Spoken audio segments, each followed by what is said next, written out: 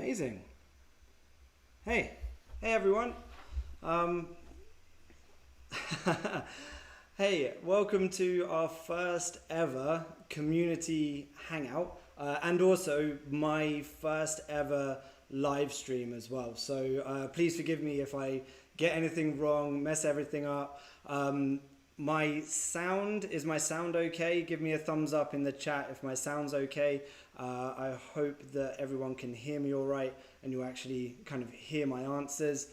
If not, do let me know, do mention in the chat and I'll kind of readjust things a little bit. I'm hoping, obviously, this will become a regular thing. It would be amazing if we could, every month, have a little check-in, a little community chat. I can answer your questions. Maybe we can get some other people in from the community as well. And really make this into a regular occurrence, because it would be amazing to talk to you all a lot more. So I'm not just like a little avatar on the platform for you or a little avatar in Slack. And we can actually kind of have a bit more of a chat. So yeah, the video, thanks Brian. Yeah, the video is way behind my actual chat. So sorry for that lag. I'll look to kind of figure out how I can sort it out. At the moment, as long as the audio is fine, that'll be enough for us to get by for this one. But yeah, the main thing that's kicked this off, as I'm sure you all know, is that we've hit 10,000 users, members in our Slack community, which is absolutely awesome. Like, to think that the actual community itself is it was like 3,000 people in February, and now it's already 10,000 is absolutely amazing. And to see that even with such quick growth, everyone's still being super supportive, helping each other out, diving in, giving feedback, which is amazing, helping each other when they're stuck on a particular challenge or anything like that. So it's been amazing. Thank you all so much for making it such an incredible community, and on the platform as well. The engagement is ticking up more and more and more. One of my key things with the platform at the moment is that I'm trying to find ways to make it easier for people to ask questions for their solution, and also for other people to give feedback on their solutions. So yeah, if you know what you're doing or you want to just help anyone out, please do feel free to dive in on the platform as well. So yeah, let's dive into it. Has anyone got any questions at all? Like, this is sort of ask me anything format, just open format. There is really no format. So we're going to dive in, and any questions that I can answer to help you out, I'll kind of try my best, or at least afterwards send you some nice useful resources if I can't help you out kind of on the spot. But we'll kind of dive in and just see what you've all got. It's amazing to see so many people kind of already in here, and asking some questions. Let's have a look. So we've got Brian in here. We've got Niall from Kodu Community, which is awesome. Good to see you in here, Niall. It's brilliant. Yeah, Brian from Kentucky. Brian Patterson as well. Brian Patterson, I've been seeing he's been you've been doing some amazing work on your solutions and kind of keeping yourself busy in this lockdown as well, which has been amazing to see. So yeah, it's great to see you all here.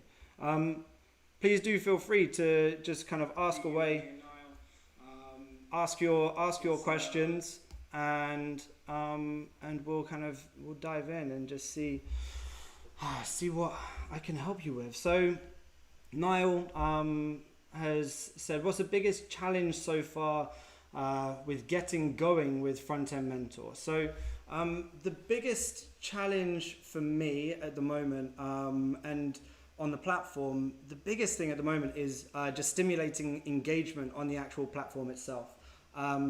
It's so great to see people kind of diving in and helping each other out. and the engagement is amazing in the Slack community. But at the moment, the user experience, it's completely the way that it's structured on the platform at the moment isn't lending itself very well to kind of people giving each other feedback and in the easiest way. I want to make it fast, simple, easy, and even fun to give each other really, really valuable feedback.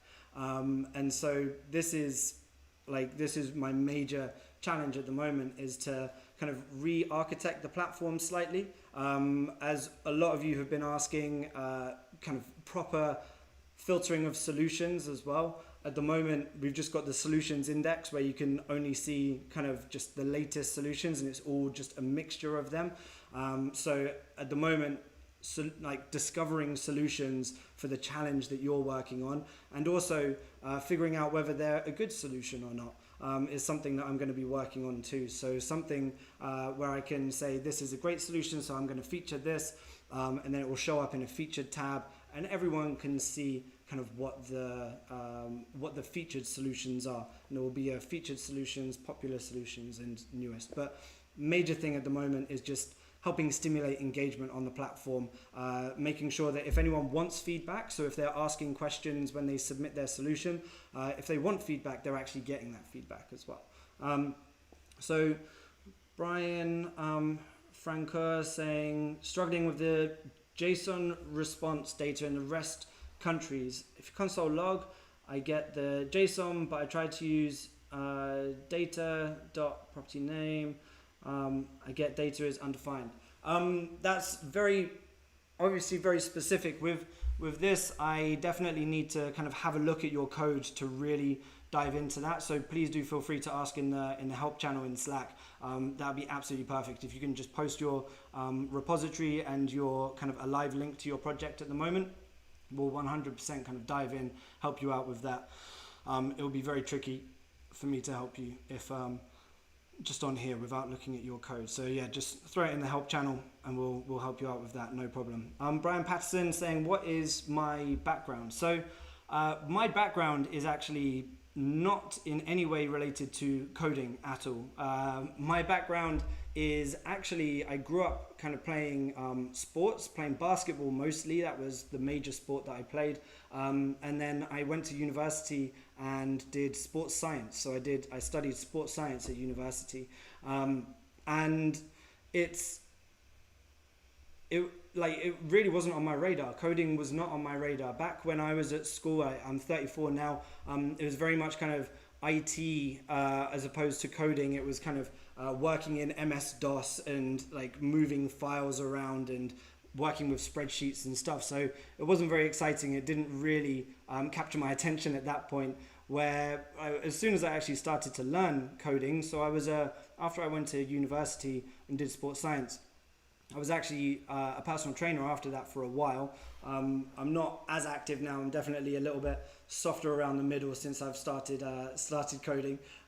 But the major thing then was I loved it, but I didn't see myself doing it for the long term. So that's when I started experimenting with things, and I just kind of found coding. I just dived into some coding.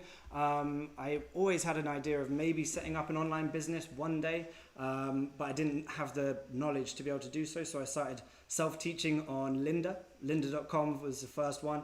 And then I very quickly saw a kind of nice little YouTube pre-roll ad for General Assembly, which is a kind of coding bootcamp company, and saw that they had a campus in London, saw that there was a bootcamp starting up in like four weeks from that time. So I just dived in, and that was 6 years ago. So I didn't touch a line of code until I was 28. And now I'm 34, and I've had a good kind of 4 years, 4 to 5 years of kind of professional experience. And then it actually, Frontend Mentor really came out of my teaching work at General Assembly, whereby my students, whenever they finished the course, when I came back to General Assembly as a teacher, and I was working there part-time, and I still do. I still teach courses there part-time. And a lot of my students would come in and say, where do I go now? We're getting to the end of the course. What do you recommend for me to do to carry on building things? And I always said the kind of cliche, like build up your portfolio, go to dribble as well and try and recreate some dribble shots. But then after a little while, after too many people had asked me that question and I had been too unsatisfied with my answer, I thought kind of, why doesn't this thing actually exist? And so I kind of put it up. First version of Frontend Mentor, if you go back on the Wayback Machine, was kind of, I scratched it together in 2 days and it was very, very basic. But now it's amazing to see it kind of gradually grow and grow and grow, which is absolutely incredible. So yeah, my background is in kind of fitness really, and in kind of nutrition and that kind of stuff. I still love cooking to this day, but I don't have a computer science degree. I only started coding 6 years ago when I was 28, and now at 34, I'm kind of working on, obviously, on Frontend Mentor, still teaching at General Assembly part-time, but hoping at some point that this will be able to become a full-time thing, because I'd love to just have complete focus on this community and the platform, and to really build it out into the best possible community that it can be. Fatih, what do you think a junior dev's accomplishments should be? That's a really great question, and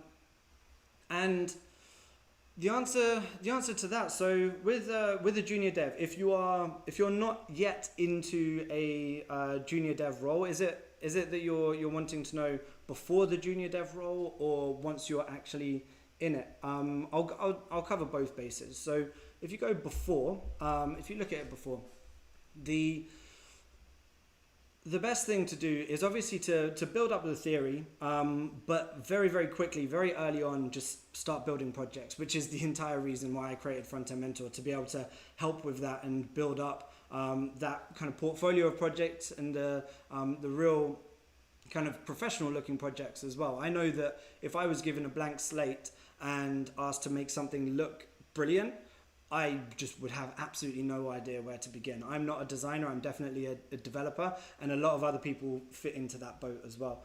So build projects, Frontend Mentor, go to kind of websites to learn the theory, places like Free Code Camp. Frontend Masters has just unbelievably high quality content as well.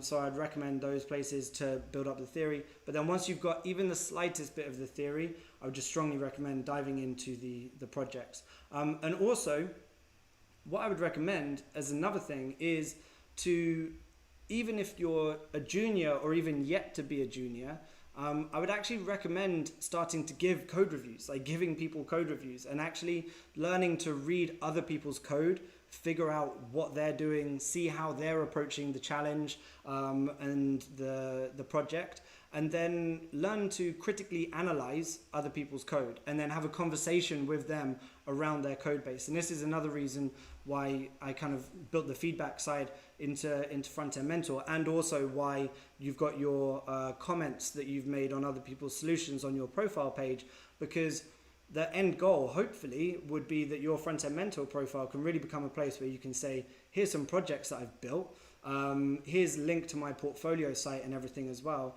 and also here's a bunch of code reviews that I've given to other people.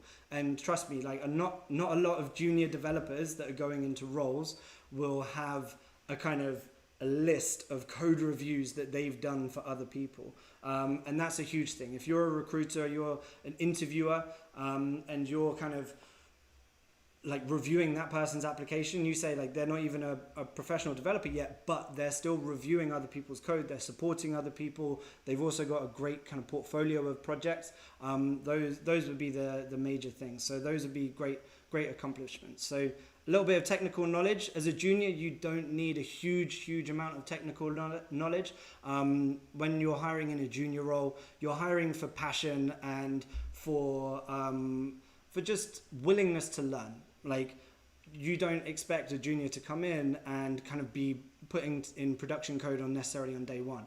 So it's very much, this person is a great person to work with. They seem like they're a really nice person, and they're also really willing to learn and to kind of move forward with our company. So willingness to learn is a huge thing as well. So yeah. Excellent. So what else do we have here? So we got Niall again.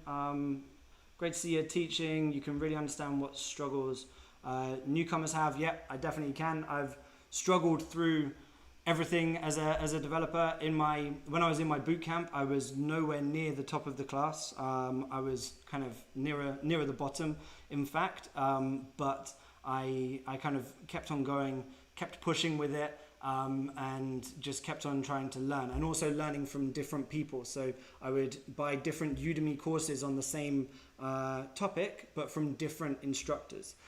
So one person, like Stephen Grider, for instance, who's an awesome Udemy instructor, I would buy a course from him and listen to him and how he explains things. And then I might go to like Brad Traversy, or go to someone else, like Colt Steele or someone. And they might be explaining the same concepts, but then they would be explaining things in different ways. And so once you get that knowledge, but from different people and these different perspectives, it's really, really powerful. So yeah, I definitely struggled a lot. So I know a lot of the struggles when it comes to becoming a professional developer. Daryl, hi Daryl. We've got any plans to release some tutorials, blog posts for solutions to some of the projects, or a part of the projects, i.e. creating the nav from Project X? Would you accept guest posts from the community? Yeah, this is a big one. So you've already seen, I'm sure you've already seen, there's a lot of people, or some people at least anyway, already doing live streams of the challenges. So you've got Florin Pop, for instance. It's been great to see him doing live streams of the challenges, and also Jessica Chan, thecodercoder.com. She's been doing some, and she's just released one where she's actually edited it, so it's not a live stream, it's just a real nice, slick, kind of edited version. But this is 100% a thing that I would like to start doing as well, diving into it. I want to keep it as open as possible, so anyone can kind of set up live streams, work with the projects, and help each other out. Definitely, I've been neglecting the YouTube. I've not touched the YouTube channel in any way, shape or form. So that's something I would really like to build up. That could be kind of code alongs. It could be also people, like you say, Daryl, coming in from the community, guest posts. I would love to also have AMA sessions like this, but with some of the people from the platform, so of all levels, whether it's being senior developer or midweight, or even just kind of an aspiring developer who's wanting to get into it, to just have some more conversations. So hopefully this will be the kind of the nudge that I've needed to really start doing that, kind of hitting the 10K in the Slack community. This is always something that I've wanted to do, but just needed that little push to do. So yeah, hopefully this will become more of a regular thing. So that would be amazing. Oh, Niall's already said that he'll be happy to do something for this channel. So cheers, Niall. That's great. Thank you. So yeah, Daryl, definitely tutorials, blog posts, this kind of thing. Like I fully intend to do that at some point. At the moment, like it's just me. I've got a friend working on it as well, on Frontend Mentor, who's kind of helping me out on the API side of things.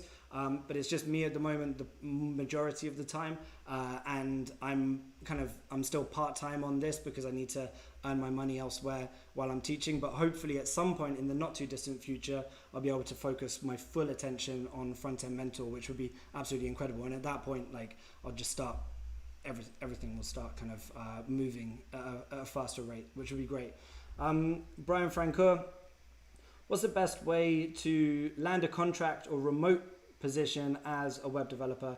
I've worked on dozens of projects but don't have much of a portfolio. I mean, with that, the thing would be to just build up your portfolio, to really, really build up your portfolio, because especially on remote contract roles, that person, they're going to judge you very, very highly on the quality of your work and the quality of your portfolio. So if you don't have that in place, you could be the best person ever, the best developer ever, the best person to work with, always hits deadlines, everything like that.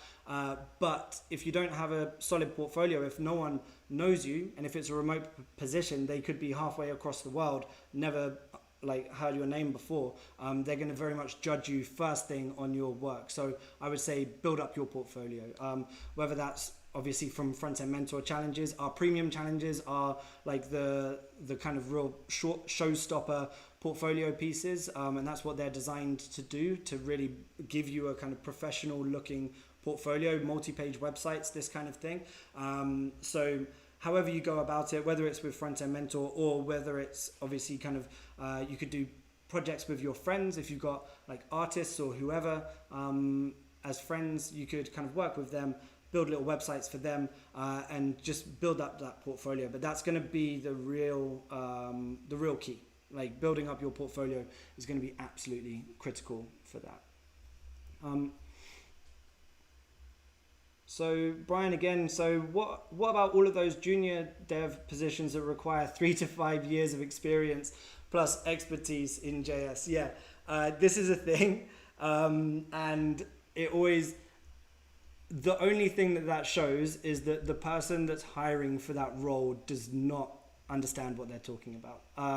There is a thing, that is 100% a thing, whereby people say junior dev and then they list out this ridiculous spiel for kind of what would be a mid-weight position, really, and then they give it a kind of salary tag for a junior dev.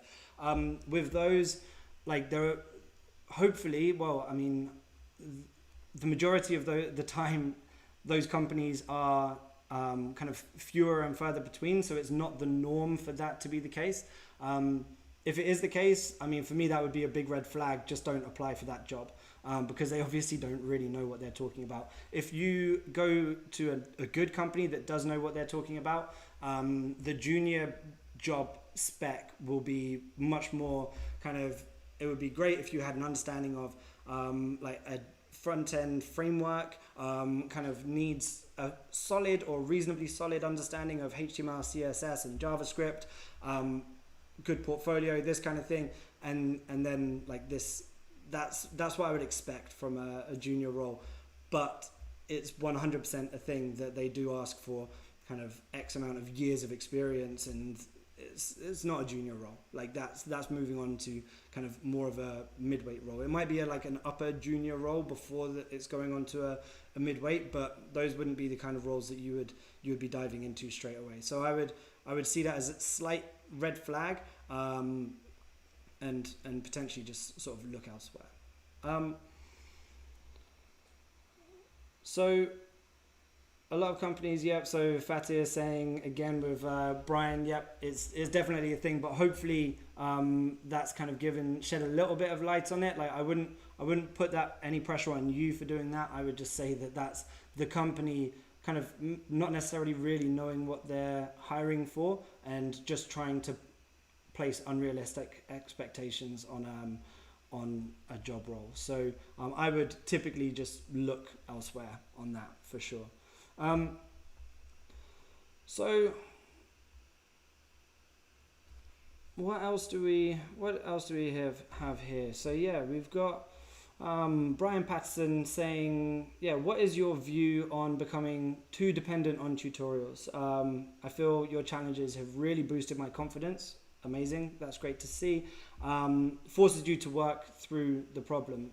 Definitely. This is one of the reasons why I set up Frontend Mentor. It's kind of the whole tutorial purgatory thing, where it's so easy to just kind of think that you're learning everything because you've done 50 hours on Udemy and you've gone through a track on Frontend Masters or something like that. And you kind of fool yourself into thinking like, I really know the theory now. Whereas you don't. Like the major things that I say, so the major 3 steps that I think that it really takes to master anything is, first of all, learn. So learning a bit of the theory.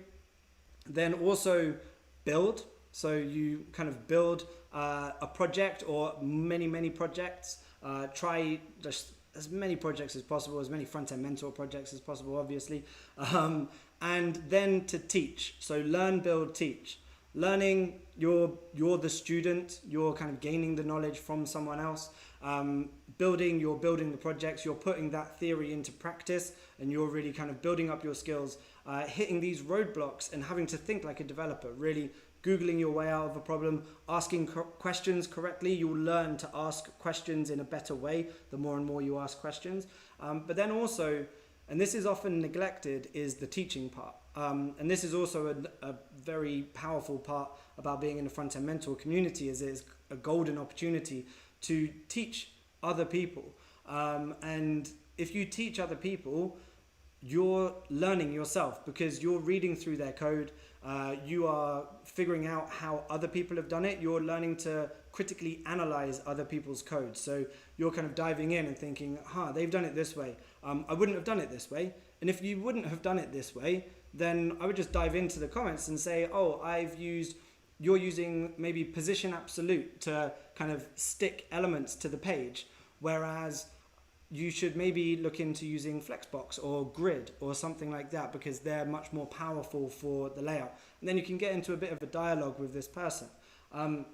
So learning the theory is just huge, and then kind of building the projects so that you actually hit these roadblocks that developers really hit, and that you're kind of really finding your ways to problem solve. And then beyond that, teaching. So teach other people and really kind of dive in, read other people's code, kind of think, why has this person approached this problem in this specific way? Like, how could it have been done better? How would I have done it in this same situation? It's definitely the kind of the best way to go. And with Frontend Mentor, as I mentioned earlier, with Frontend Mentor, I'm very much looking to make the profiles into a bit of a showcase of your skills, so that we can say, here's some projects that I've created, and maybe you can curate the projects that you want to show on your Frontend Mentor profile as well.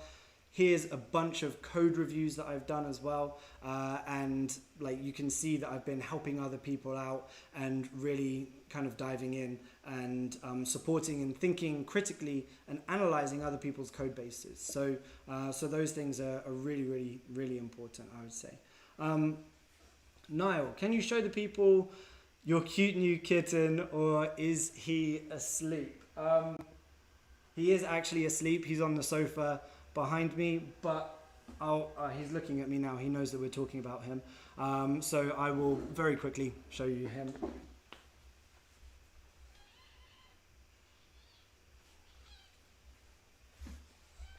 Here he is. So this is the new Frontend Mentor mascot, Keith, little Keith. He's we're going to have coding tips with Keith at some point soon, and he's going to be kind of giving all the tips, all of his knowledge as well. He's been one of the reasons why I've been a little bit less productive than I would have liked on Frontend Mentor recently, but everything's kind of returning to normal a little bit now. Sanam, hi Matt. Hello, Sanam. What would be your suggestion for keeping up with the rapid pace of development in front-end ecosystem with new frameworks coming into the picture every few months? Really great question. And yeah, this is something that I get asked a lot by my students. And it's really a case of kind of testing things out.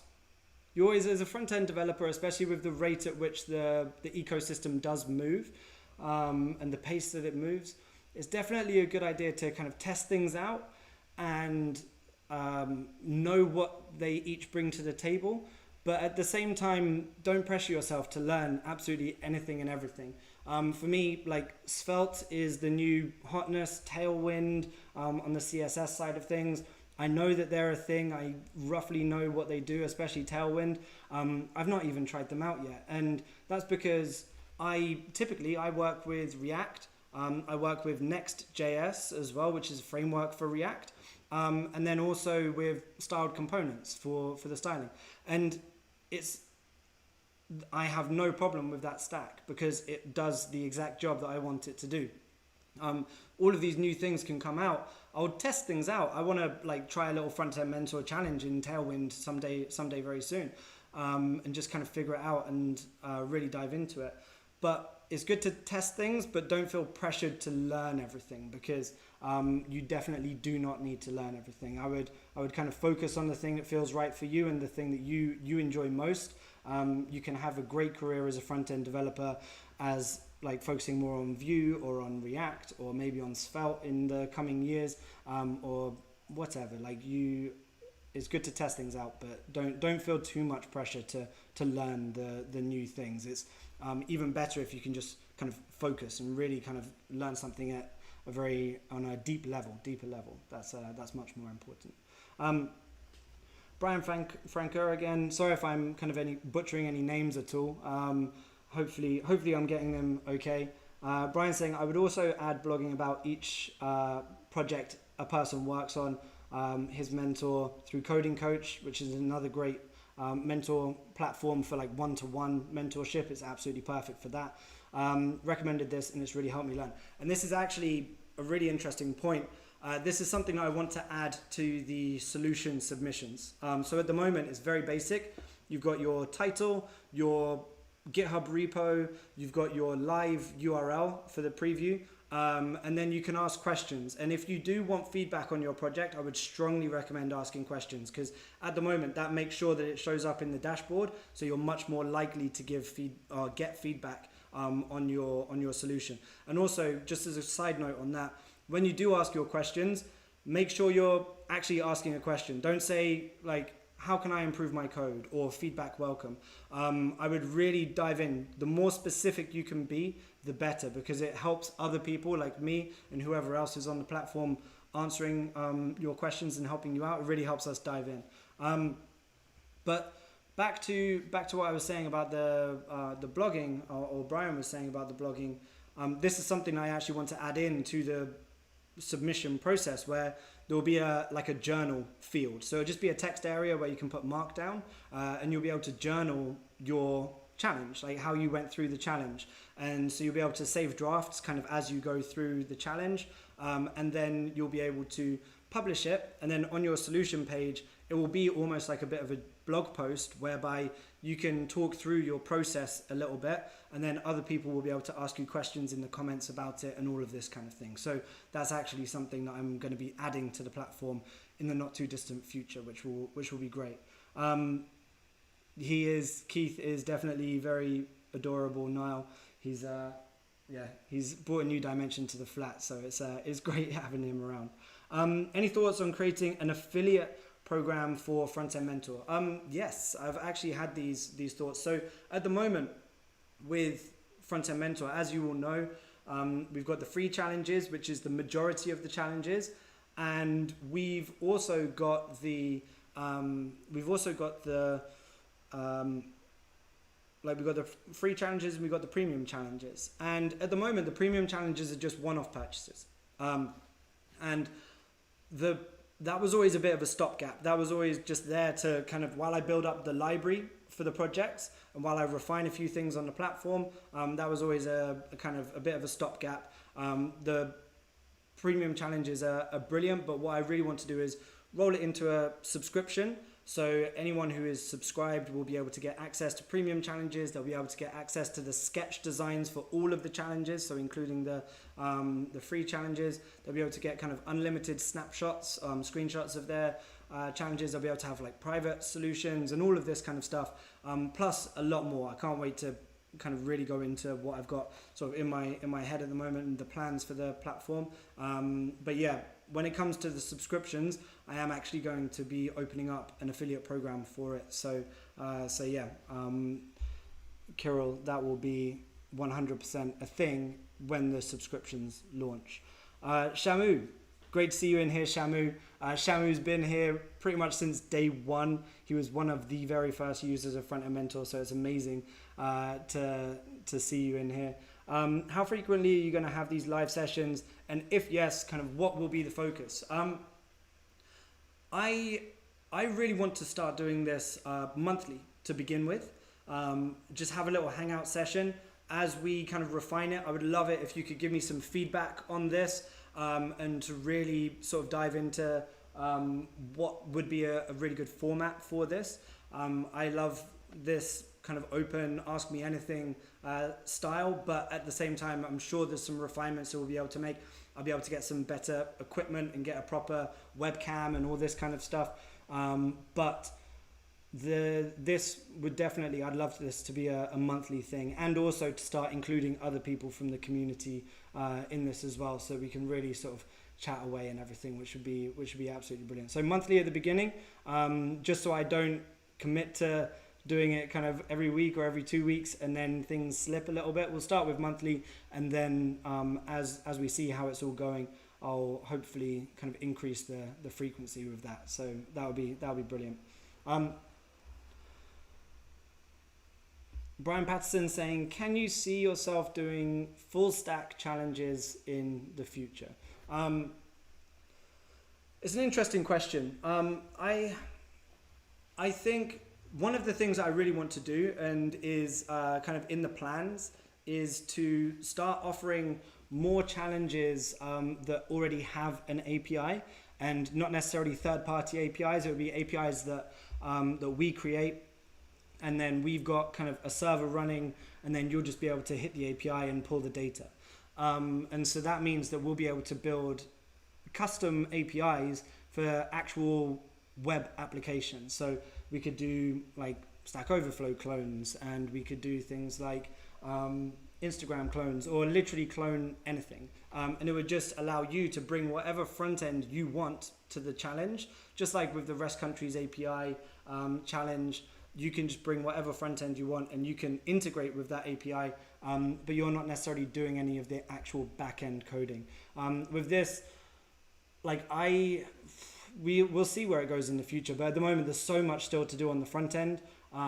We could in the future like open up some kind of D3 challenges, like challenges that include D3.js and maybe even 3.js and stuff like that. So we could go into 3D rendering, we could do all of these kinds of things. So I think there's so much to do on the front end that it kind of makes sense, at least for the foreseeable future, to really stick to the front end. But one of the things I really want to do is to add more API focused challenges, so that people can bring React, Vue, vanilla JavaScript, Svelte, anything like that, and really get to grips with kind of interfacing with an API properly. That would be something that I would love to do. Please do feel free, keep on asking questions. We'll go, I thought in my head maybe half an hour at some point, but at the same time I've got kind of a free rest of the day. You can see it's very sunny in London at the moment. Sorry if I'm a little bit hot as well, but please do feel free to keep on asking questions, and we'll go for at least another like 15 minutes or so maybe. So yeah, Kira's saying you'd want to test drive the affiliates. That's absolutely brilliant.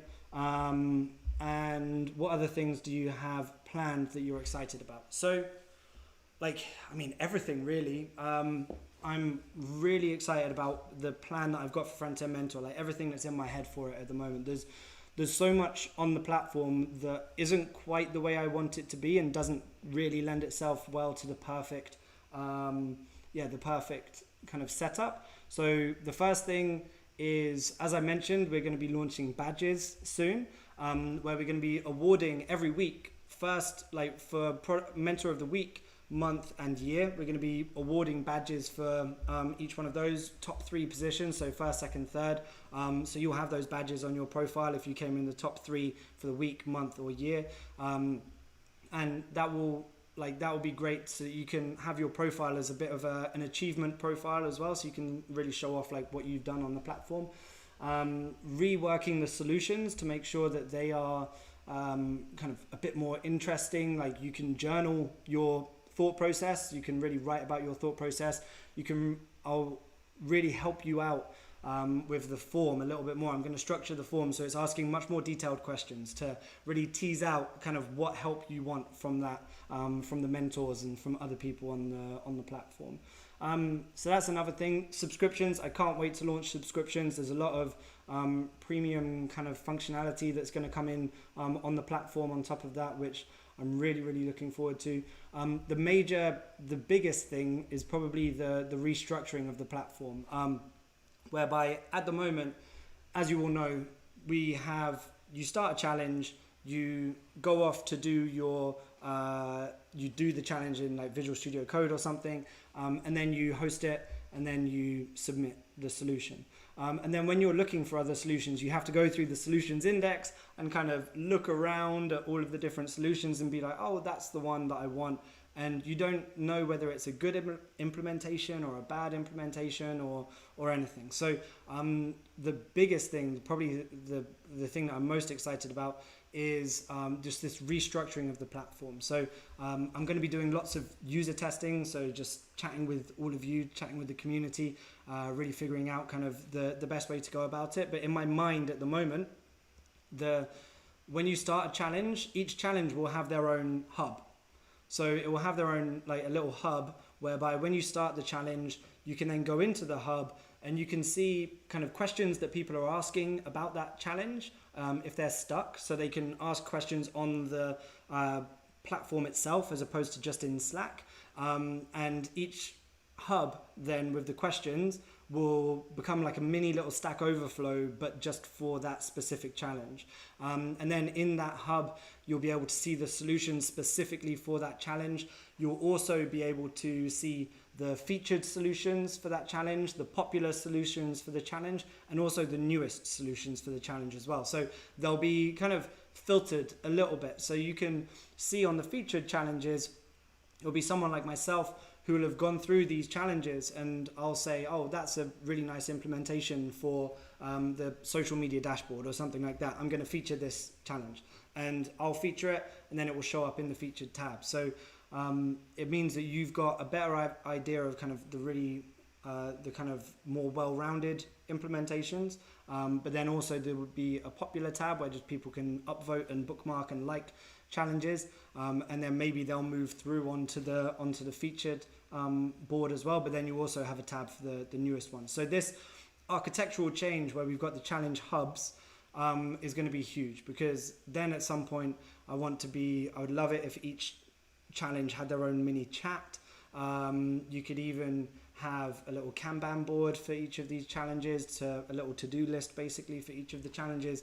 Yeah, there's so much stuff there that I'm excited about. So yeah, I can't wait to just keep on sort of pushing through and building it for you all.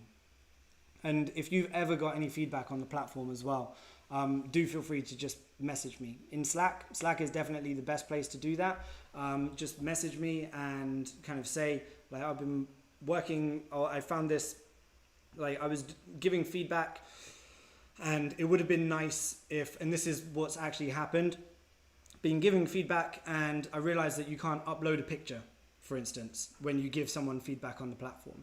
And that's a huge thing. And like, that's obviously something that would be great to have. And that's now in the feature backlog for me, where I'm going to implement that at some point. So please do just kind of keep giving feature requests, like however the platform isn't quite working for you, please do just sort of dive in and really kind of just mention it to me, because the more ideas, the better. And as this grows more and more and more, it's just I really want to turn this into a platform that will help you, the majority of the people anyway, will help kind of bridge the gap between learning stuff and getting a job. But then for another chunk of the community, it will be maybe being in a junior role and building up the practical experience to move up to your midweight role. And even for senior developers, if they want to try out a new technology, Svelte or something like that, they can just dive in and try out Svelte or whatever this new technology might be on the challenge. So yeah, I have lots and lots planned for it. Kirill, yep, it is a ton. It is a lot of stuff to see. It would be nice to see the tech stack that people use for a project. Yeah, so this is another thing as well. When you submit your solutions, the idea is that you're going to be able to add tags to your solutions as well. So you're going to be able to, at some point in the not too distant future, I don't want to put deadlines on it, but you'll be able to tag your solutions. You'll also be able to follow tags. So if you're someone who wants to see all of the React projects, you can follow the React tag, and then stuff will just start showing up on the dashboard for someone submitting a solution for whatever challenge it might be, but with React, for instance. And so you'll start to be able to follow these different tags, and it will be much easier to find these different projects with these different technologies. Awesome. there's no more questions that I can see, unless I've kind of missed anything. But we've been going now for 45 minutes, which is great. Like I sort of scheduled half an hour for this, but with the view to just keep on running for as long as anyone's got questions. So I hope that you've really enjoyed this and got a lot out of it. Like I said, I plan to do this now every month, just to have a little check-in. You can ask whatever questions you've got. I'll help you out as much as I can and give you the answers wherever possible. And also, if we can just keep on evolving this, it would be amazing. Get more people on here, get other people from the community of different levels of experience on here, answering questions, just having chats. I fully intend for this to be a kind of a kickstart for the Frontend Mentor YouTube channel. So yeah, please subscribe. Like, go ahead, check it out, Frontend Mentor. There's no kind of videos on there yet. We've got this one, but yeah, I'm looking forward to the next one. So yeah, great seeing you all, great chatting, and I'll chat to you in Slack. Bye.